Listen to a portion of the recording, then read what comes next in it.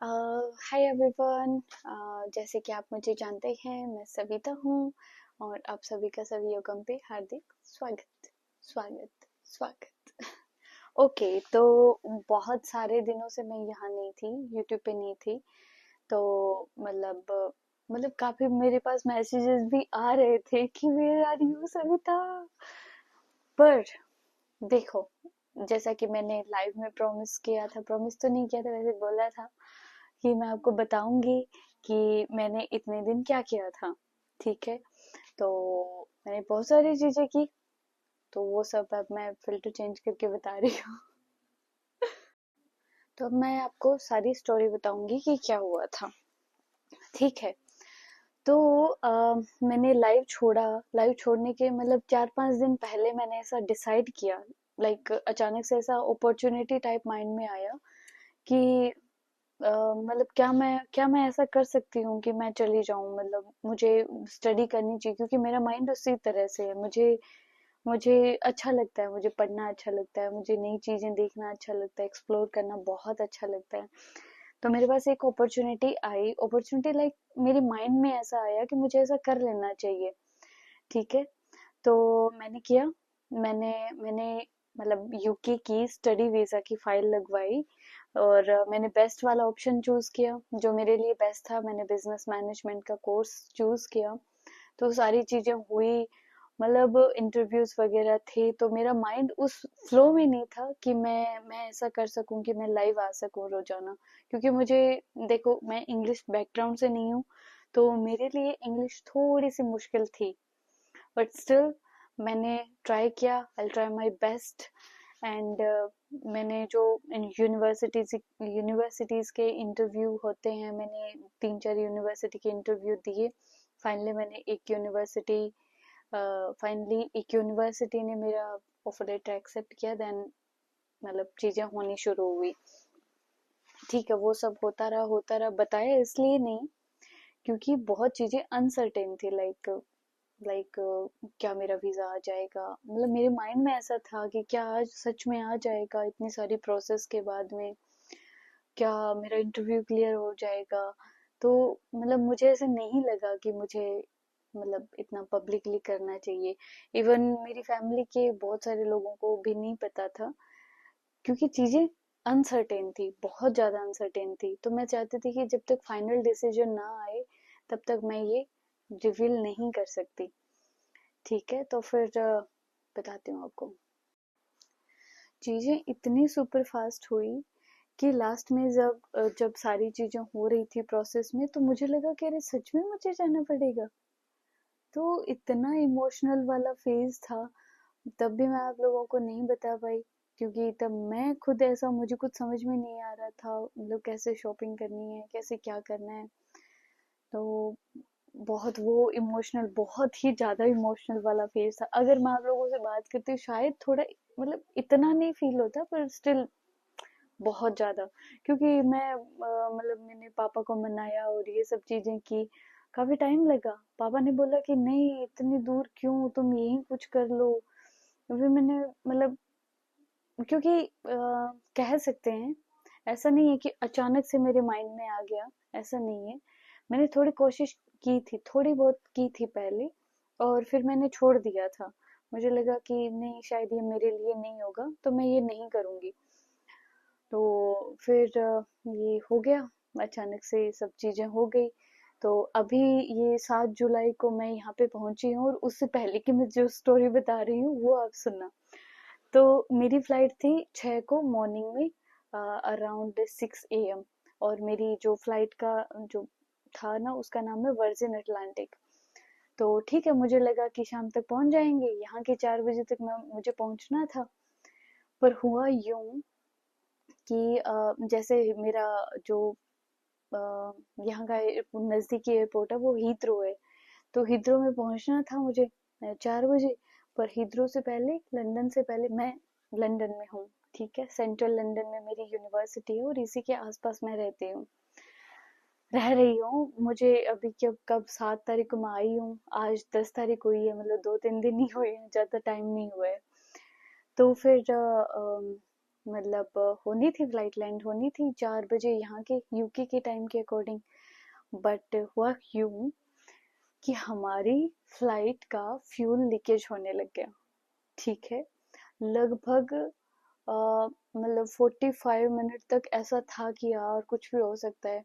मतलब उन्होंने बोला कि इमरजेंसी लैंडिंग करनी पड़ेगी, और हम मतलब फ्यूल ऐसा कुछ, मतलब ऐसा बोला नहीं था पर ऐसा लग रहा था, पूरी वो वाली सिचुएशन लग रही थी जो लास्ट टाइम अहमदाबाद में हुई थी। मुझे लगा कि जैसे मेरी फैमिली वाले सब आए थे मुझे मतलब छोड़ने के लिए और वो सब, तो मैंने सोचा आज तो सबको बुला के मैंने बाय बाय एक साथ ही बोल दिया कि चलो मैं तो जा रही हूँ। मतलब डर थोड़ा सा लगा कि यार अगर ऐसा हुआ तो, पर ठीक है, मतलब हम किसी भी चीज को रोक नहीं सकते, स्टिल लगा। ठीक है, तो फिर हमारी जो इमरजेंसी लैंडिंग थी वो इस्तांबुल में हुई थी। ठीक है, और लगभग हम 10 से 12 घंटे तक इस्तांबुल में थे। वहां पे हमें कोई पानी की व्यवस्था कुछ कुछ भी नहीं था, मतलब हमें पानी दिया ही नहीं गया 10 घंटे तक। 10 नहीं, लगभग 12 घंटे थे। और खाने के लिए हमें मतलब एक बार वाउचर दिए थे जाते ही, बट उसमें भी हमें खिलाया गया आलू उबाल कर, क्योंकि सारा जो खाना था वहाँ पे नॉनवेज टाइप था। और वहाँ के जो जितने भी लोग थे वो मतलब टर्किश थे, और सभी टर्किश बोल रहे थे। इवन इंग्लिश भी वहाँ के लोग प्रॉपर नहीं बोल रहे थे। तो खाना लेने में प्रॉब्लम, और कोई चीज लेने में इतनी प्रॉब्लम आ रही थी ना। पर एक बात अच्छी हुई कि जितने भी हम इंडियंस थे, जितने भी हम लोग फ्लाइट में थे, हम सब एक फैमिली बन गए। लाइक हम 10 घंटे एक साथ सब लोग मिलके बातें कर रहे हैं, सबकी फैमिलीज हैं सब। सब तो मतलब काफी अच्छा था, एक्सपीरियंस काफी अच्छा था। पर मतलब वो इस्तांबुल था, ठीक है, कि जो लड़की आज तक कहीं गई नहीं है, इवन राजस्थान में भी कहीं नहीं गई है, वो अचानक से मतलब वो पता नहीं कहाँ कहाँ जा रही है। कहाँ कहाँ, लाइक उन जगह जा रही है जहाँ सबसे ज्यादा खतरा है। ठीक है, क्योंकि इंडिया ने अभी वो बायकॉट किया है ना इस्तांबुल, इस्तांबुल का ही किया था क्या, पता नहीं, ऐसा कुछ हुआ था। तो मतलब काफी मेरी फ्लाइट थी, जो मेरा फर्स्ट इंटरनेशनल एक्सपीरियंस था, वो काफी वो वाला रहा कि मतलब बहुत सारा ट्रबल मुझे फेस करना पड़ा। मैं आगे बताती हूँ कि आगे और क्या हुआ था। तो उसके बाद मतलब 10-12 घंटे तक फ्लाइट की कोई इन्फॉर्मेशन नहीं थी, कुछ भी नहीं था, मतलब पता भी नहीं था कि हमें कोई लेने आएगा भी क्या। कि हीथ्रो से हमें बोला गया था कि हीथ्रो से आपको कोई फ्लाइट आएगी और वो लेके जाएगी। और उस फ्लाइट का फ्यूल लीकेज हो रहा था। अगर वो इमरजेंसी लैंडिंग नहीं करते तो उसका इंजन फट सकता था, तो वो वहां करनी पड़ी। और 10-12 न्यूज वगैरह में भी आया था शायद, पता नहीं, पर भगवान की दया से बच गए। मुझे तो ऐसे ही लगा कि बच गए। हाँ, मैं ऐसे ओवर नहीं कर रही हूँ, पर स्टिल मैंने वो चीज एक्सपीरियंस की है, मैंने वो चीजें फेस की है, तो मैं बता सकती हूँ कि डर लगा, थोड़ा लगा ऐसे। बट ठीक है, मैं अभी आगे बताती हूँ कि आगे और क्या क्या चीजें हुई थी। तो फिर मतलब हो गया बाद में, मतलब रात को लगभग 1-1:30 बजे, वहां के 1-1:30 बजे इस्तांबुल के, पता चला कि अब फ्लाइट आ रही है और आपको जाना है। तो वहां के हम 3 बजे चले थे, और शायद इंडिया का तो और ही ज्यादा टाइम हो गया होगा। और अराउंड, और मजे की बात देखो कि 6 बजे, 6 जुलाई को मेरी फ्लाइट थी। मुझे था कि मैं शाम को पहुंच जाऊंगी और सुबह मुझे यूनिवर्सिटी में इनरोलमेंट करना था, और ये मेरी लास्ट डेट थी, इससे आगे एक्सटेंड भी नहीं हो सकता था। तो मैं सुबह फ्लाइट से उतरी हूँ, उतरते ही मैं सीधा अपनी यूनिवर्सिटी गई हूँ, इनरोलमेंट करवाया है, और मेरे पास मेरा लगेज नहीं है। ठीक है, अब मेरा लगेज कब आया है देखो, मतलब इतना कुछ मुझे नहीं पता था कि, मेरा माइंड इस तरह से प्रिपेयर बिल्कुल नहीं था कि इतनी सारी चीजें अचानक से हो जाएगी। अब संडे हो गया, मतलब 6 तारीख हो गई, 7 हो गई, 7 को शायद शाम तक नहीं, 8 को शाम को मेरा लगेज आया है। सोच के देखो, मैं 2 दिन तक सेम कपड़ों में थी। मेरे पास जो बैग रहता है उसमें सिर्फ इलेक्ट्रॉनिक वाला सामान था और कुछ भी नहीं था। मेरे डॉक्यूमेंट्स थे, वो अच्छी बात है। तो मेरा लगेज आया 8 को शाम को।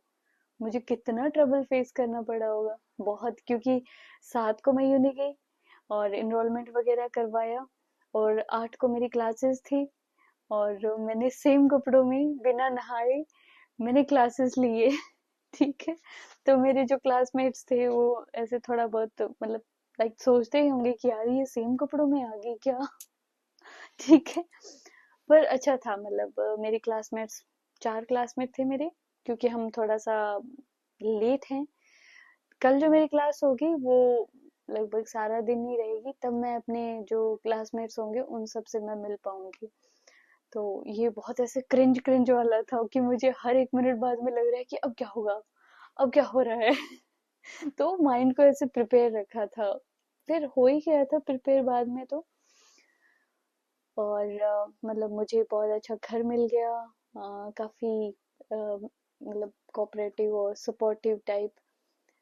मतलब मोस्टली जब हम आते हैं यहाँ लंदन में ऐसा नहीं होता, क्योंकि सब लोग अपने काम से काम रखते हैं, तो ऐसा हो नहीं पाता है।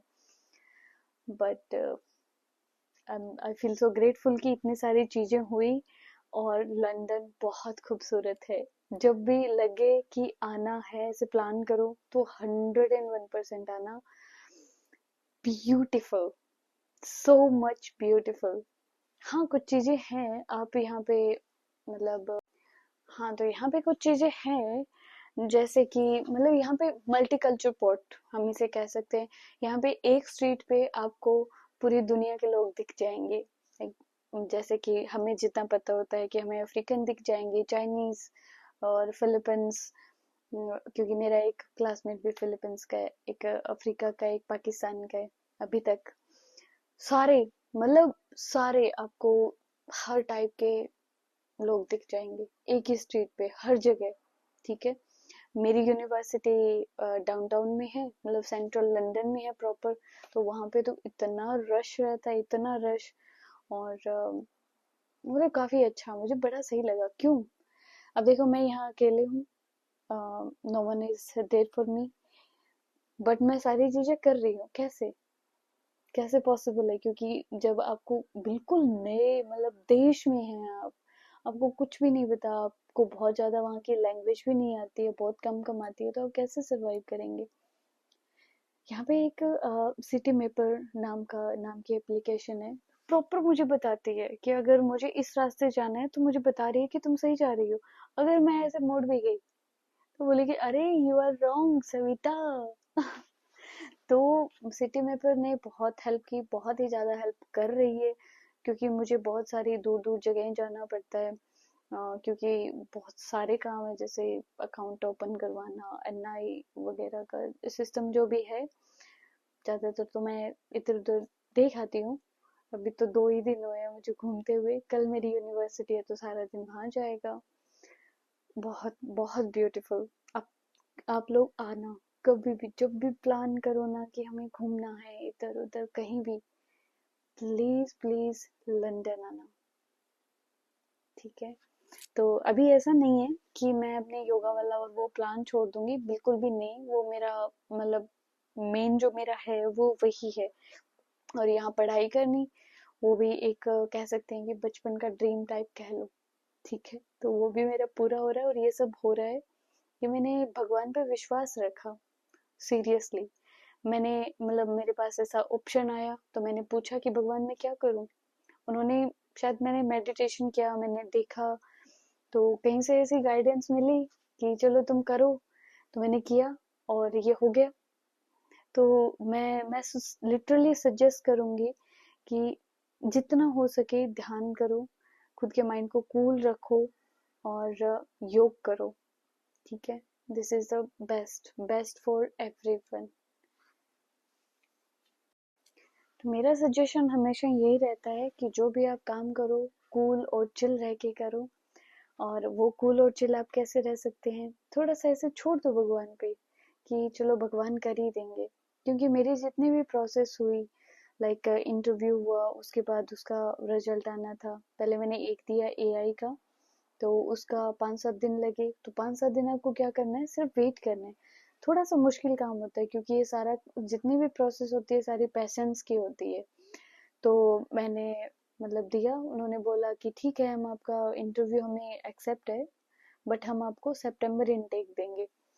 तो वो मुझे सेट नहीं बैठा, मैंने सोचा कि मुझे तो ये वाला इनटेक चाहिए, कि जब अपने पास अच्छा ऑप्शन है तो हम क्यों ना यूज करें। फिर मैंने फिर से इंटरव्यू दिया इन पर्सन, तो वो मेरा हो गया। और इन सब चीज़ों में लगभग 10 दिन ऐसे करके बहुत सारी चीज़ें लगी। बायोमेट्रिक हुआ, उसके बाद 10 दिन लगे, फिर मतलब चीज़ें हुई। बट मैंने भगवान पे भरोसा रखा।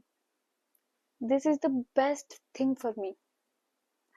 मैंने ऐसा बोला था कि डियर यूनिवर्स, मैं ना 100% बिलीव कर रही हूँ कि ये चीज़ें होंगी, ठीक है, तो आप देख लेना।